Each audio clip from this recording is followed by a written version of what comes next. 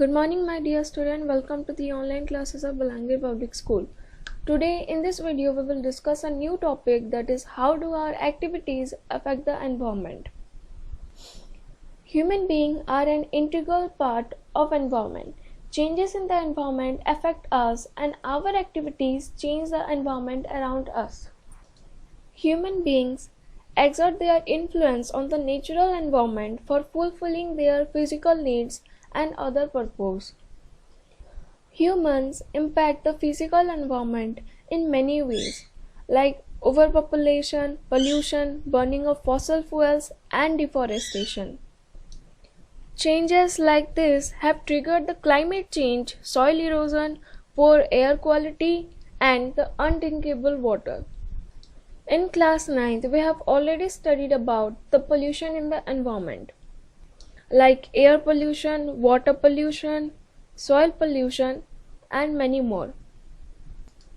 In this chapter, we shall be looking at two of the environmental problems in detail, that is the depletion of ozone layer and the waste disposal. What is ozone?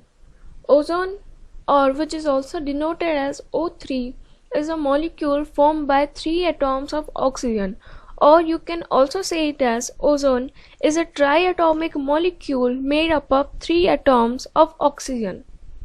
While O2, which we normally refer to as oxygen, is essential for all the aerobic form of life. What do you mean by aerobic?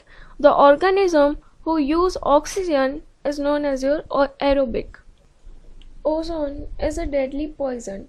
It is toxic to living organism when present in close vicinity. However, in the upper layer of the atmosphere, ozone has a very important role to play and is referred to as good ozone. The ozone form a layer or a shield in the stratosphere. So where the ozone layer is found? It is found in the stratosphere. It does not allow the harmful ultraviolet rays or UV rays of the sun to penetrate and reach the earth. The UV rays are harmful and cause problems like skin cancer, inflammation of cornea, snow blindness, and cataract in human beings. The UV rays are absorbed by the DNA and protein in the bodies of living organisms and can destroy this molecule. These rays also affect the animals and crop productivity adversely. Ozone at the higher level of the atmosphere is a product of UV radiation acting on the oxygen molecule. The higher energy UV radiation split apart some molecule of oxygen into free oxygen atom. These atoms then combine with the molecular oxygen to form the ozone. As shown in this figure, the O2, which stands for oxygen, when the oxygen molecule combined with another molecule of oxygen is gave rise to ozone, that is O3. Now we will discuss how it is getting depleted. When a specific air pollution, namely chlorofluorocarbon, which is also denoted as CFC, reach the stratosphere through air current, they are acted upon by the UV radiation. This radiation destroys the ozone molecule and release the molecular oxygen. The radical act as the catalyst and are not destroyed in the process. The rate of destruction of ozone far exceeds its rate of formation, thereby the leading of the depletion of ozone layer, also known as the ozone hole. Such an ozone hole had been found above the Antarctic Circle. Chlorofluorocarbon are found abundantly in refrigerant, deodorant, aerosol spray, etc. Now we will discuss about managing the garbage we produce. With the ever-increasing population and the increasing demand for resources, there has also been an increase in the amount of waste or garbage produced. This garbage has several disadvantages and affect an environment a lot. How do we manage this garbage around us? Firstly, we must monitor our consumption of resources so that we may produce as less waste as possible. Unnecessary consumption generate unnecessary waste. We can also reuse some of our used articles like glass, jar for storage, newspaper for gift wrapping, etc.